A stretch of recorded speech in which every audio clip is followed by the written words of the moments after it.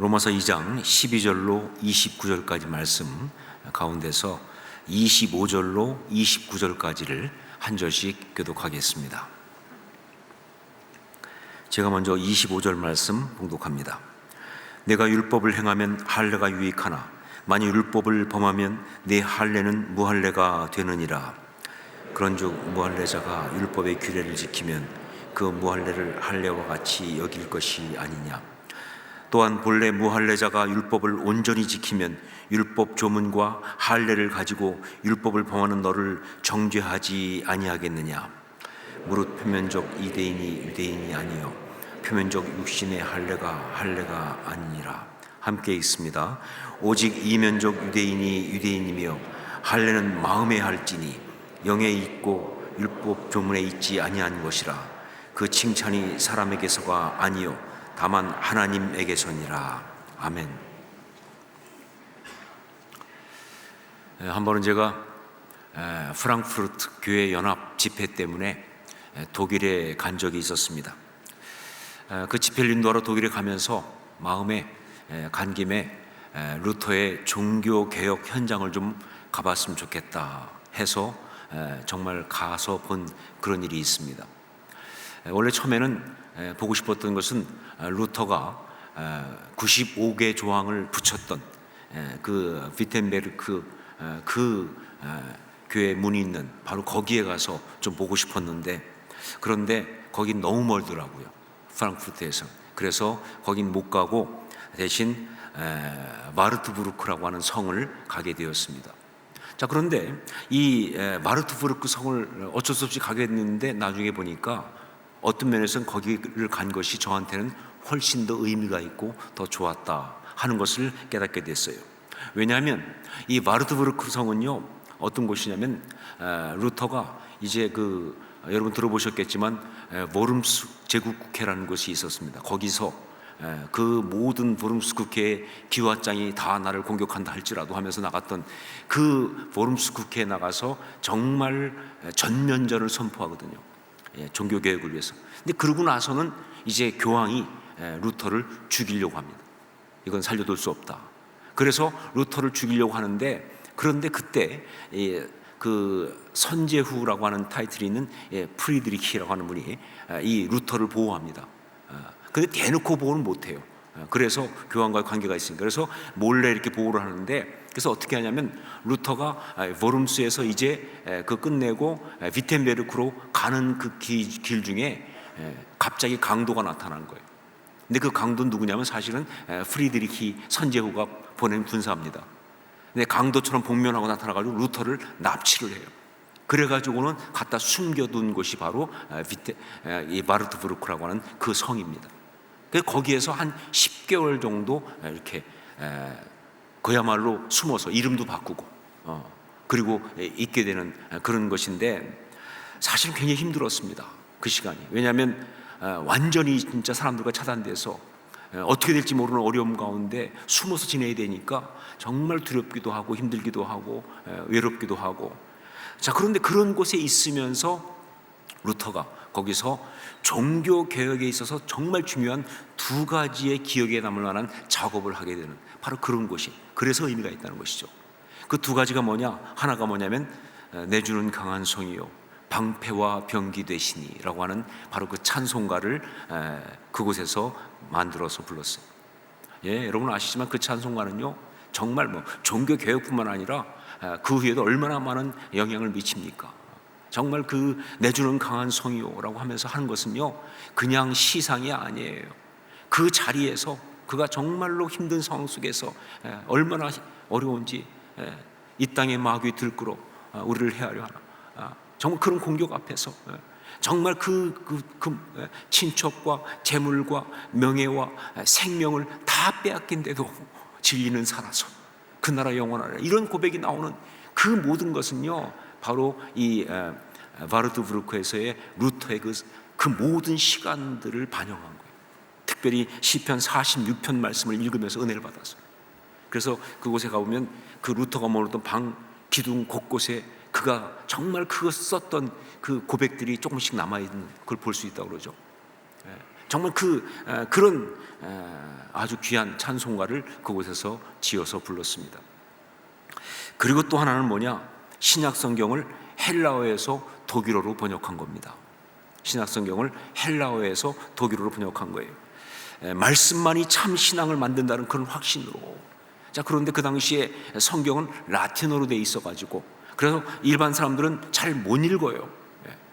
그러니까 이제 모든 사람이 말씀을 읽을 수 있도록 그래서 이걸 독일어로 번역을 한 것인데, 이것은요 정말 종교 개혁을 온전히 이루어낸 너무나 중요한 작업입니다. 나중에 이제 또 그 많은 사람이 도움을 받아가지고 루터가 구약을 히브리어에서 또 독일어로 번역을 해서 결국은 루터의 독일어 성경이 다 완성이 되지만, 바로 그 출발이 이 바르트부르크에서 있었고요. 그때는 아무 도움도 받지 않고 혼자서 자기 힘으로 헬라어에서, 그것도 헬라어에서 이제 원어죠, 독일어로 번역을 한 거예요. 그것도 11주 만에, 단 11주 만에. 여러분 11주 만에 그 일을 했다는 것이 얼마나 어려운지는 요즘 필사하고 있는 분은 아실 겁니다. 필사도 힘들어요. 그 필사도. 그런데 그걸 번역을 했으니까 말이죠, 정말 말씀에 대한 열정과 그 믿음으로 그 힘든 시간을 이겨냈던 바로 그런 것이죠. 저는 그때 이 바르트부르크 성에 가서 새삼 깨달은 것이 있습니다. 그건 뭐냐면 루터의 종교 개혁은요 한마디로 종교에서 신앙으로의 회귀였다라는 사실이었어요. 루터의 종교 개혁은 한마디로 하면 종교에서 신앙으로의 회귀, 바로 그것이었다. 여러분 그렇습니다. 그 당시 그 구교, 캐톨릭, 그것도 기독교였습니다. 종교 사람들 보면, 어떤 사람들 보면 이렇게 말해요.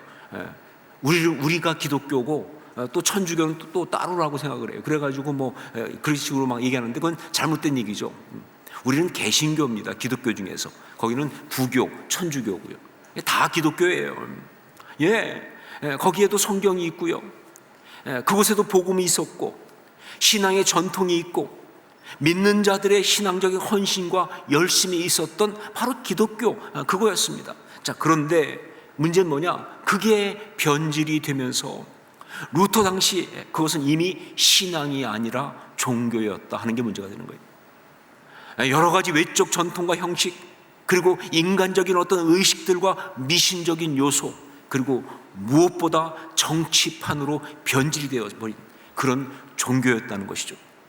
바로 이런 종교에 대해서 신앙으로 이제 돌아가자고 외치면서 일어선 것이 바로 종교 개혁입니다. 그렇습니다. 여러분, 우리가 신앙생활하면서 정말 조심하고 절대로 가서는 안 되는 그것이 있다고 한다면 그것은 바로 종교가 되는 거예요. 우리의 신앙이 종교가 되는 거예요. 여러분, 종교가 되면요 거기에는 생명이 없습니다. 종교가 되면요 그건 더 이상 구원의 길이 아닌 거예요. 아름다운 회복과 역사가 없어요. 아무리 그럴듯하게 포장을 하고 그리고 교묘하게 거룩을 주장해도요 그것은 심판을 받아 멸망할 수밖에 없는 그런 죄악일 뿐이다 하는 것이죠. 종교는요 굉장히 거룩한 척하지만 사실은 굉장히 추합니다. 굉장히 정말 어떤 그런 영적인 것처럼 말하지만 사실은 너무나 인간적이잖아요. 그게 종교예요. 오늘 말씀에서 바울 사도는요 유대교를 가지고 바로 이 종교화된 것을 고발하고 또 경고를 하고 있는 것이죠. 이미 말씀드렸지만 로마서 2장 1절 이하에 나오는 유대인들을 향한 이 고발은요 단지 그냥 유대인들만 한 이야기가 아니에요. 이것은요 이미 믿는다고 하는 우리들한테도 해당되는 너무나 중요한 말씀이에요. 그러니까 이 부분을 보면서 말이죠, 이방인이 다 죄인인 것처럼 유대인 그들도 다 죄인이다라고 끝나버리면 안 되죠. 그것보다는요 바로 이 말씀을 통해서 우리는 어떤 메시지를 받아야 되느냐, 우리도 그렇게 될 수 있다는 경고를 받아야 돼요. 그리고 절대로 우리의 신앙은 이렇게 되면 안 된다고 하는 결단이 거기에 있어야 한다는 것이죠. 자, 그러면 어떻게 하면 신앙이 종교가 되지 않을 수 있을까요? 어떻게 하면 신앙이 종교가 되지 않을 수 있을까요? 바로 이것이 오늘 말씀을 통해서 우리가 받아야 될 정말 중요한 메시지입니다. 자, 이것에 대해서 바울 사도는요 아주 상징적이고 비유적인, 하지만 굉장히 의미 있는 표현 한 가지를 가지고 한마디로 이야기를 하고 있습니다. 어떻게 하면 신앙이 종교가 되지 않을 수 있는지를. 그것이 29절에 나오고 있어요. 29절 말씀을 함께 읽겠습니다. 같이 읽습니다. 오직 이면적 유대인이 유대인이며 할례는 마음에 할지니 영에 있고 율법 조문에 있지 아니한 것이라. 그 칭찬이 사람에게서가 아니요 다만 하나님에게서니라. 여기서 뭐냐면 할례는 마음에 할지니, 이 말씀이에요. 할례는 마음에 할지니. 이것이 정말 그 한마디라고 말하는, 가장 중요한 한마디라고 말하는 이유가 있어요. 왜냐하면요, 이것은요 12절 이하 29절까지 오늘 말씀, 아니 그 앞에 2장 1절부터 29절까지 이 말씀 가운데 유일하게 주어진 행동 지침이에요. 우리가 본 것처럼 2장 1절 이하부터는요 유대인들, 즉 신앙이 있다고 하는 사람들이 범할 수 있는 죄에 대해서 여러 가지로 고발을 하고 있는데, 그 모든 말씀 가운데 유일하게 그러니까 어떻게 하면 좋으냐를 말한 건 딱 이 한마디라는 거예요. 다른 건 다 이것이 문제고 이것이 문제고 고발하고 있는데, 그러니까 어떻게 해야 하는지를 말한 유일한 것이 바로 뭐냐? 할례는 마음에 할지니, 이거예요. 그러니까 여러분, 신앙이 종교가 되지 않으려고 한다면, 그래서 소위 믿는다고 하면서 믿음에 열심히 있다고 하면서 사실은 헛되고 잘못된 그런 삶으로 빠지지 않으려고 한다면 얼마나 억울합니까? 열심히 안 믿다가 잘못되는 건 그래도 덜 억울하죠. 정말 열심히 믿었는데, 나름 이게 열심이라고 생각하고 뭐 헌신도 했는데 그게 잘못된 것이라면요, 그게 정말 부질없는 것이라면요, 이거 같이 억울한 거 어디 있어요? 그런 억울함에 빠지지 않으려고 한다면요, 즉 신앙이 종교가 되지 않으려면 그 방법은 바로 뭐냐? 할례를 마음에 받는 것, 바로 이것이다 하는 이야기예요. 할례를 마음에 받는 것. 자, 그렇다면 이 할례를 마음에 받는다는 것, 그게 뭘 말하는 것입니까? 이건 일종의 상징적 표현이고요, 비유적인 표현이기 때문에, 그래서 거기에 담긴 영적 의미가 참 중요하죠. 그게 뭘까요? 우선 우리가 먼저 생각해야 될 건 뭐냐? 바로 이런 표현, 할례를 마음에 받아라 하는 표현이, 이런 아이디어가 사도 바울에게 있어서 여기 처음 나온 게 아니고 이미 여러 번 그가 이야기한 것이라는 거예요. 그러니까 이것은요 그냥 여기서 한번 딱 쓰고 끝나는 것이 아니라 이 바울 사도가 늘 그렇게 생각하는, 그리고 굉장히 강조하는 바로 그런 것이다 하는 것을 우리가 알아야 돼요. 예를 들어 보면 빌립보서 3장 2절 3절 말씀, 개들을 삼가고 행악하는 자들을 삼가고 몸을 상해하는 일을 삼가라. 하나님의 성령으로 봉사하며 그리스도 예수로 자랑하고 육체를 신뢰하지 아니하는 우리가 곧 할례파라. 여기서 몸을 상해하는 일, 이 말의 헬라어가 카타토메란 말입니다. 몸을 상해하는 일, 이것이 카타토메예요. 자, 그런데 이 카타토메를 갖다가 개역성경, 그러니까 지금 우리가 개역 개정이잖아요. 이것보다 좀 앞에 있던 개역성경에서는 뭐라고 번역했느냐? 손할례당 이렇게 번역했어요. 전 처음에 손할례당 그래서 손가락을 자르는 줄 알았어요.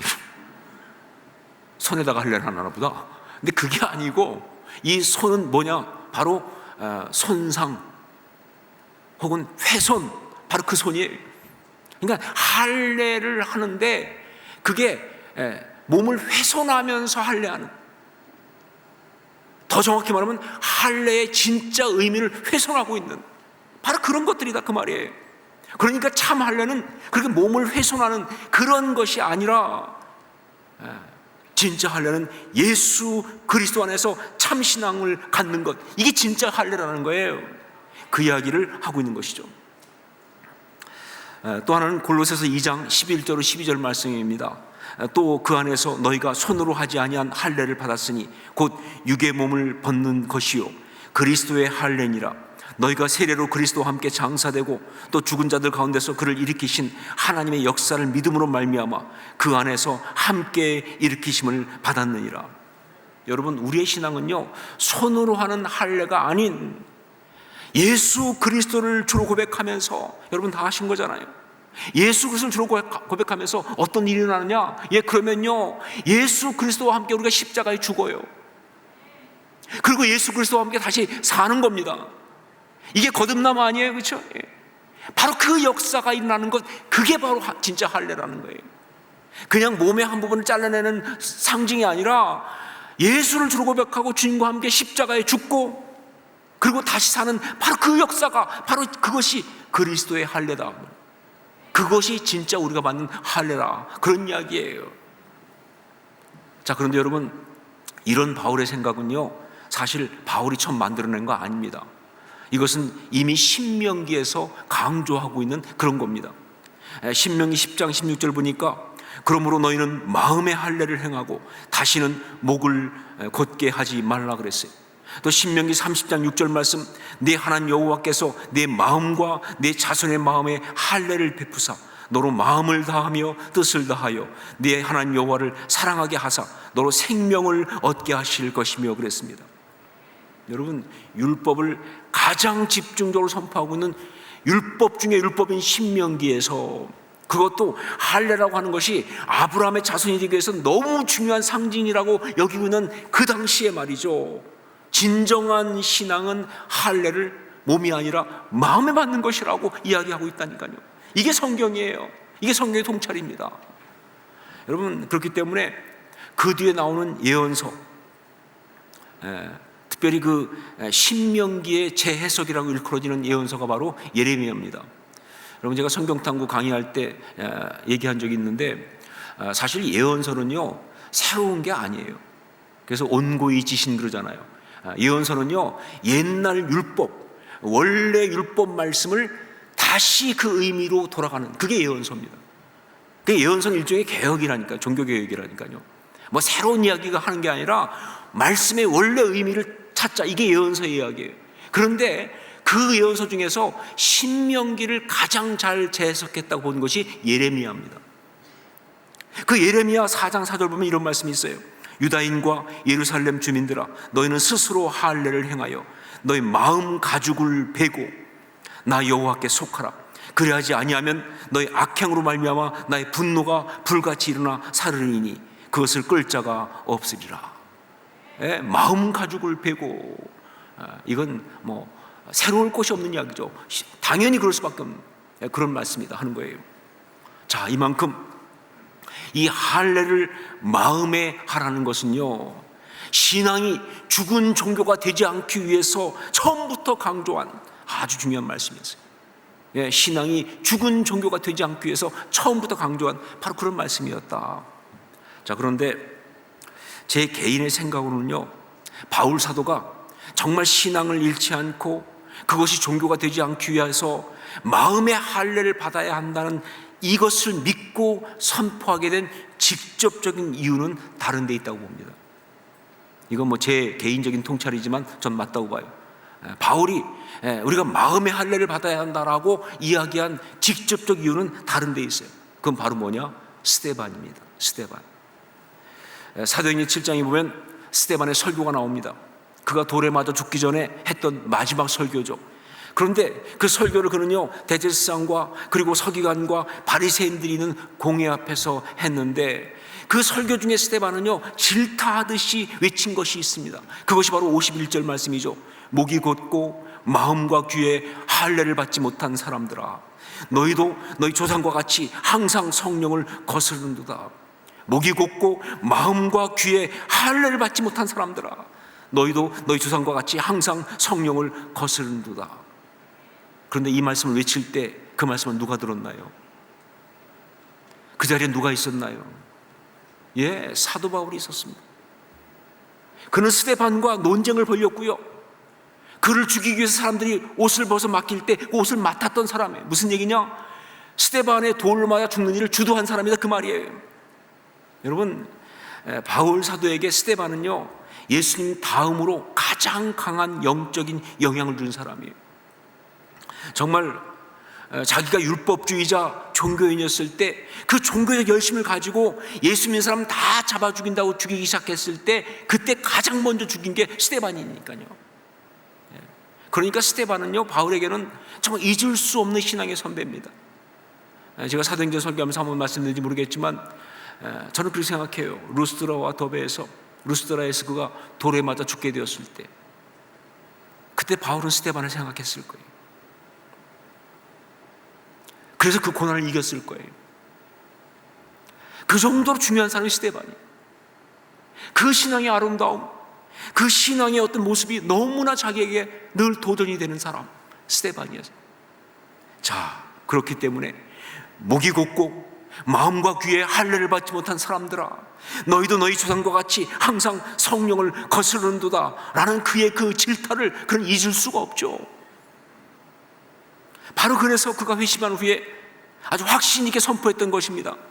신앙이 종교가 되지 않으려고 하면 할례를 마음에 받아야 한다는 것을. 신앙이 종교가 되지 않으려고 하면 할례를 마음에 받아야 한다는 것을 그는 확신 있게 선포한 거예요. 자, 그렇다고 한다면 구체적으로 어떻게 하는 것이 마음의 할례를 받는 거냐 하는 거죠. 어떻게 하는 것이 마음의 할례를 받는 것이냐. 분명 그것은요, 껍질이 아니고 본질이어야 한다는 것이죠. 껍질이 아니고 본질이다. 그리고 형식이 아니라 내용이어야 한다는 거예요. 형식이 아니라 내용이어야 한다. 그리고 모양만 있는 것이 아니라 의미여야 한다는 거예요. 모양만 있는 것이 아니라 의미여야 한다. 그리고 무늬만 있는 것이 아니라 진짜여야 한다는 거예요. 무늬만이 아니라 진짜여야 한다. 그런 것인데 그게 구체적으로 어떤 것이냐. 오늘 말씀을 토대로 가장 중요한 것 세 가지만 나누도록 하겠습니다. 첫 번째, 마음의 할례를 받는다는 것, 그건 바로 신앙이 행동으로 이어지고 나타나는 것, 그것입니다. 신앙이 행동으로 이어지고 나타나는 것, 그것이다. 우리 13절 말씀을 함께 읽겠습니다. 13절 같이 읽습니다. 하나님 앞에서는 율법을 듣는 자가 의인이 아니요 오직 율법을 행하는 자라야 의롭다 하심을 얻으리니. 그래요, 율법을 듣는 자가 의인이 아닙니다. 행하는 자가 의인이에요. 지금까지 수많은 신앙인들의 문제가 뭐냐? 말씀을 못 들어서, 말씀을 잘 몰라서가 아니죠. 그 말씀을 듣기는 정말 많이 들었는데 그걸 행동으로 옮기지 않았다는 게 문제 아닙니까? 말로는 여러 가지 고백을 하고 또 선포도 하고 심지어 결단까지 하는데 실제 행동은 그렇게 하지 않는다는 것이 이게 문제가 되는 거 아니냐 그 말이에요. 여러분, 그러면 가짜죠. 그건 종교입니다. 그것은 할례를 마음에 받지 못한 그러한 믿음이다 하는 것이죠. 여러분, 할례를 마음에 받는다는 것은요, 바로 말씀대로 행동하는 것을 말하는 거예요. 말씀대로 사는 것을 말하는 거예요. 제가 지난주에 칼럼을 쓰면서 말씀을 들으면 뭐하나 라고 하는 아주 자주 섞인 안타까운 표현을 사용한 적이 있습니다. 말씀을 들으면 뭐하나. 제가 그렇게 어떻게 보면 좀 심한 그런 표현을 쓴 것은요, 최근에 하나님께서 정말 집중적으로 아주 분명한 말씀을 주셔요. 여러분은 모르겠어요. 어떻게 들으셨는지 모르지만 설교할 때마다 하나님의 말씀은 딱 아주 집중적으로 분명하게 계속 주고 계시는데, 그런데 문제는 뭐냐? 그 말씀을 다 들었다는 사람들이 정작 그 말씀과는 전혀 상관없는 방향으로 가는 걸 보면서, 하나님 그렇게 말씀 안 하셨으면 모르겠어요. 근데 집중적으로 말씀하셨는데 그걸 다 듣고는 정작 하는 행동들은 말씀과 상관없는, 혹은 말씀과 정반대의 그런 걸 보면서 말이죠, 그냥 제 속에서 그냥 정말 신음하듯이 터져나온 게, 말씀을 들으면 뭐하나, 말씀을 들으면 뭐하나, 그런 얘기가 나온 거예요. 물론 그 다음에 그래도 듣는 자는 듣는다 라고 하는 성령님의 아주 강한 책망이 그 다음에 오면서 제가 회개하면서 다시 마음을 추스렀습니다. 성령님은 그럴 때가 많아요. 저는 주로 혼자 말하고 혼날 때가 많습니다. 혼자 떠드는 이야기를 성령님은 가만 안 두세요.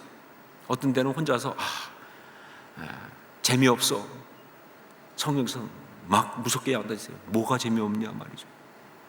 뭐가 답답하냐? 인생 소망이 없어. 뭐가 소망이 없냐 말이죠. 성령님 정말 싫어하세요. 우리가 입으로 뱉는 혼잣말도요, 혼잣말 아닙니다. 그거 마귀한테 갖다 바치는 거예요. 성령님께서 가만 안 두시죠. 이번에도 너무 성령님께서 애단을 치시면서 그래도 듣는 자는 듣는다, 그러면서 저를 회개시키셨고, 그래서 마음을 추스렀지만, 그러나 정말 그 가운데 말씀을 듣고 그것을 행동으로 옮기지 않는 신앙은 마음의 할례를 받지 못한 안타까운 모습이라는 것은 부인할 수가 없다. 여러분, 다시 말합니다. 마음의 할례를 받는 것은요, 바로 들은 것을 행하는 거예요. 말씀대로 사는 것입니다. 그게 마음의 할례를 받는 거예요. 두 번째는 말씀 앞에 스스로 먼저 솔직한 것입니다. 말씀 앞에 스스로 먼저 솔직한 거예요. 이걸 다른 말로 하면은 말씀 앞에서 부끄러워할 줄 아는 것이다 하는 거예요. 말씀 앞에서 스스로 부끄러워할 줄 아는 거예요. 우리 21절 말씀을 함께 읽겠습니다. 21절 같이 읽습니다. 그러면 다른 사람을 가르치는 내가 내 자신은 가르치지 아니하느냐? 도둑질하지 말라 선포하는 내가 도둑질하느냐?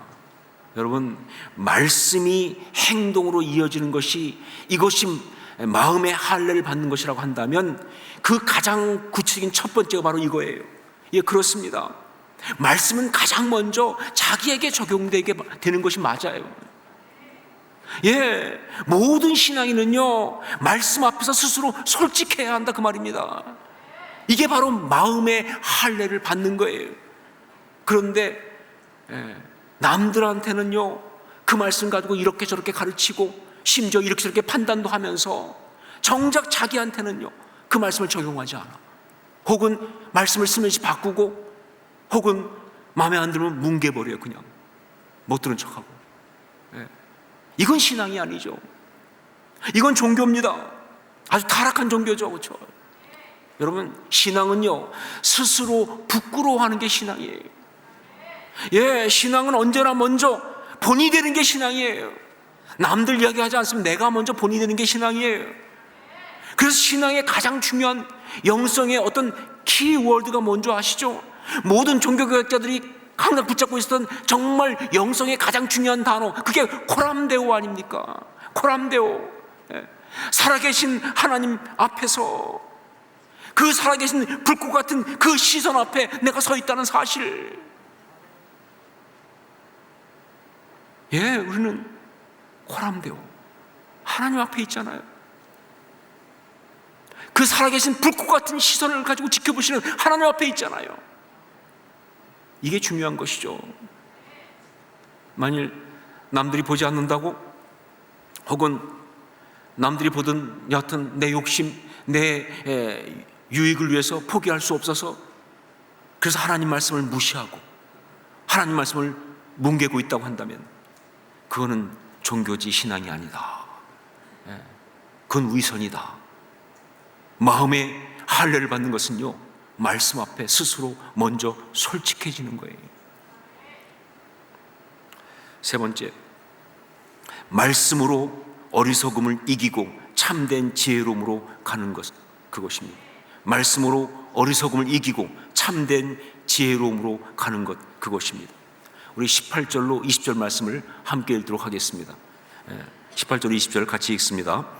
율법의 교훈을 받아 하나님의 뜻을 알고 지극히 선한 것을 분간하며 맹인의 길을 인도하는 자요, 어둠에 있는 자의 빛이요, 율법에 있는 지식과 진리의 모모를 가진 자로서 어리석은 자의 교사요, 어린아이의 선생이라고 스스로 믿으니.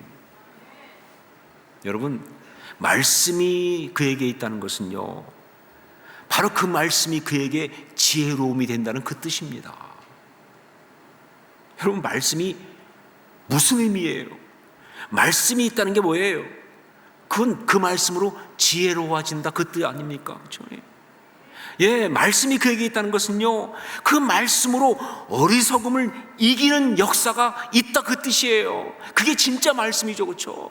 자, 그런데 그렇게 말씀을 받았다고 하면서 말이죠, 여전히 어리석어서, 그래서 자기 감정 때문에, 자기 생각 때문에, 자기 편견 때문에, 그래서 그냥 참지 못하고 막 떠들어서 공동체를 무너뜨리고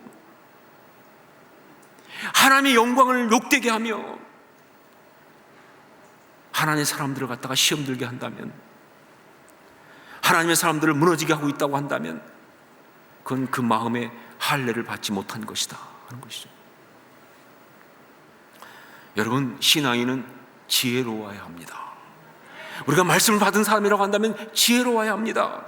하나님 말씀의 뜻이 무엇인지, 무엇이 하나님이 원하시는 것인지, 십자가 용사로 악한 것과 싸워 이기기 위해서는 어떻게 무엇을 해야 하는 것인지, 정말 소중한 것, 정말 가치 있는 것은 어떤 것인지, 내가 지켜야 할 것은 무엇인지, 이걸 말씀으로 깨닫고 분별하고 그리고 말씀대로 행해야 하는 거예요.